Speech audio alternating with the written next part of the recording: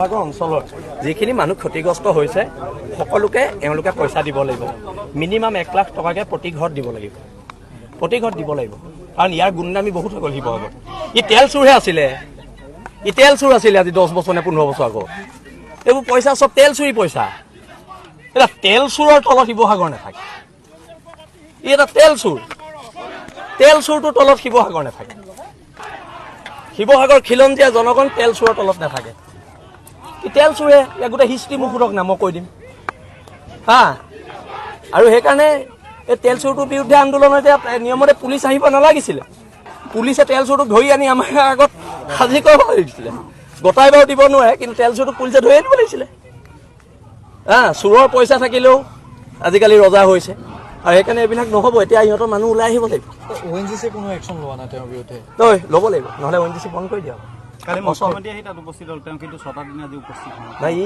মই কৈছো নহয় এওঁ মুখ্যমন্ত্ৰীতকৈ ওপৰত এই পইচাৰ ইমানেই দাম্ভিকতা হৈছে তেল চুৰৰ ই মুখ্যমন্ত্ৰীতকৈ নিজকে ওপৰত ভাবিব লৈছে আৰু ইয়াৰ বিৰুদ্ধে প্ৰতিবাদ হৈছে আৰু হৈ থাকিব আৰু চাওঁ এতিয়া যদি ইহঁতৰ কোনো কৰ্তৃপক্ষ ওলাই নাহে তেতিয়াহ'লে এইখন গেট বগাই পাৰ হ'বলৈ আমাৰ ল'ৰাক 10 মিনিট সময়ো নালাগে দেই গোটেই আৰক্ষী বিভাগৰ গোটেই মানুহখিনি খিলঞ্জীয়াৰ কাৰণে অসমীয়া মানুহ কাৰণে আমি সংঘাতত এতিয়ালৈকে লিপ্ত হ'ব বিচৰা নাই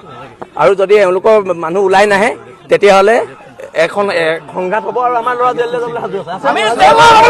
আমি সাজি আছো সেইটোৱেতো কৈছো ক্ষতিপূৰণটো দিয়াটো বাদ দিয়ক সি ঘৰত মাত এষাৰ দিবলৈও নকৰে কোনো কৰ্মচাৰীজনৰ নিজেও আৰু সেইকাৰণে এইবিলাক গুণ্ডাৰ বিৰুদ্ধে